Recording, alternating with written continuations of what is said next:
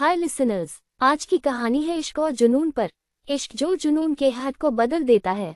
Hospital as emergency ward में एक लड़की लेटी थी जिसकी हालत बेहद नाजुक थी। उसके चारों ओर डॉक्टरों की भीड़ लगी थी और वह शरीर से जुड़ी बड़ी बड़ी मशीनों से घिरी हुई थी।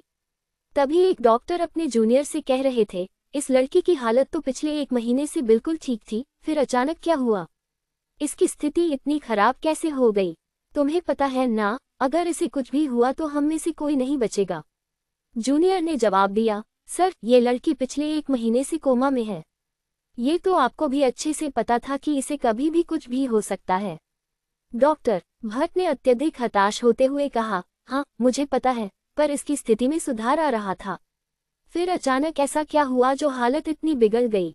तभी अंदर से आवाज आई, सर इनकी स्थिति फिर से सामान्य होने लगी है। ये सुनकर डॉक्टर भट्ट ने गहरी सांस ली और बोले, क्या ये तो चमत्कार हो गया? फिर उन्होंने खुद को सुधारा और कहा, नहीं ये चमत्कार नहीं, बल्कि इस लड़की की विल पावर, इच्छा शक्ति है, जो इतने खतरनाक एक्सीडेंट के बाद भी यह 1 महीने से कोमा में सर्वाइव कर रही है। उनके जूनियर ने सहमति जताते हुए कहा, जी सर आपने बिल्कुल सही कहा। इसके बाद सभी डॉक्टर इमरजेंसी वार्ड से बाहर आ गए। जैसे ही वे बाहर आए, एक 27 साल के युवक ने डॉक्टर से पूछा, कैसी है वह? डॉक्टर ने कहा, सर मैडम की हालत अब स्थिर है। ये सुनकर वह आदमी थोड़े गुस्से में बोला, पिछले 1 महीने से तुम लोग बस यही कहते आ रहे हो, और कितना वक्त वह इस तरह खामोश लेटी रहेगी? आखिर कब तक? कहते कहते उसने गुस्से में डॉक्टर भट्ट का कॉलर कसकर पकड़ लिया। डर के मारे डॉक्टर भट्ट की आवाज कांपने लगी, सर हम अपनी पूरी कोशिश कर रहे हैं।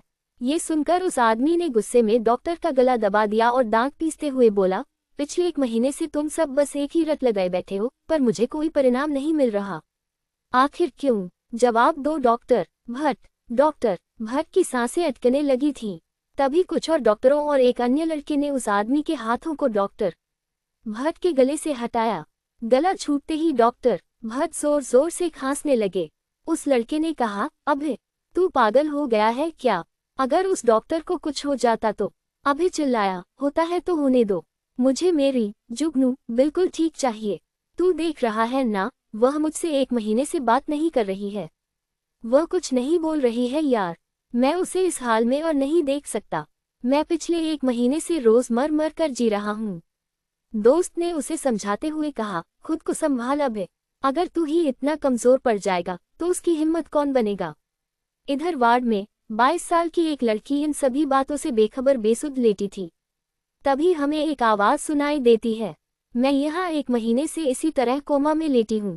चलिए मैं बताती हूँ कि मैं यहाँ कैसे पहुँची और मेरा नाम क्या है।